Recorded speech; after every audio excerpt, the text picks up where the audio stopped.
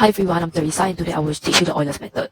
It is a technique to approximate the solution of an initial value problem for a first order differential equation. It estimates the next y value using the slope at a known point, breaking the actual curve into small straight line segments based on tangent gradients to build an approximate solution step by step. The formula is yn plus 1 equal yn plus h times function of xn yn.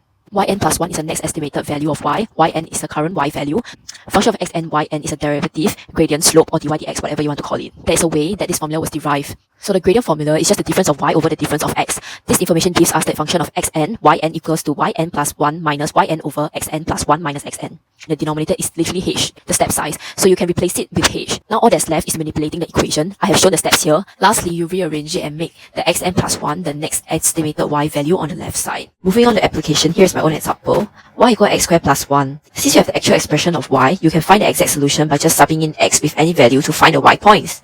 So the actual exact solution, I worked it out here, plotted in pink. Just to cross-check my answer, I use decimals to check if my plot for the actual is correct. Now, starting on Euler method with step size of 1 first. As xn sequence increase, add the step size to it. Gradient dy dx is 2x. This follows true. The next y value will be given by applying the Euler formula. This value will be yn for the next sequence. Then you repeat those steps. When you plot the xn and the next estimated yn point. The increment of 1 gives us the green curve. Next, I repeat the steps for the same example with a step size of 0.5.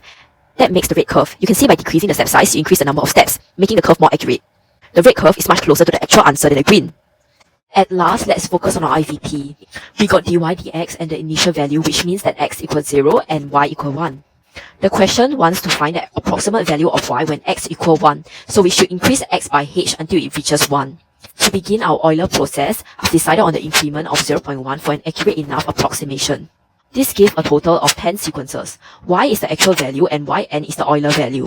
This will be explained further later. The gradient for dy dx has already been given to us in our IVP, so we just plug our current x value in and this goes for the rest. The first yn will always be the only 100% accurate answer because that is the initial value provided. Now we apply for the Euler formula to find the next estimated y value. This value will be the yn for the next sequence. Repeat until the last sequence. So the last estimated y value will be used for approximation error. The actual solution can be worked out using the general and particular solutions because IVP is the first order separable ordinary differential equation. Cross-multiply the equation and notice how all the y is on the left side and all the x is on the right. Next, integrate both sides, which give us y squared over 2 equal x cubed over 3 plus x plus c. Next, we times both sides by 2 to remove the denominator on the left. Square root both sides, making this entire block our y and its general solution. To completely find the specific solution, we need to know what the constant is. So we sub in the initial values, since it is an accurate point in the curve. Then we will find that c equals 1. Using that information, we can form a particular solution. Lastly, sub in our c and x to find our y when x equals 1. Look at how I sub in the x value of every increment into the particular solution to find the specific points of y. Next, let's talk about approximation error. The formula for it is just the absolute results of our actual y minus the y value found using the Euler method. The approximation error shows that there is a slight absolute discrepancy of 0.003479 between the actual y and the Euler y found at x equals 1. Nonetheless, the Euler method is still impressive even if it cannot give exact answers. Because if you don't know the exact solution curve, it still helps you estimate where the solution is and how it behaves overall.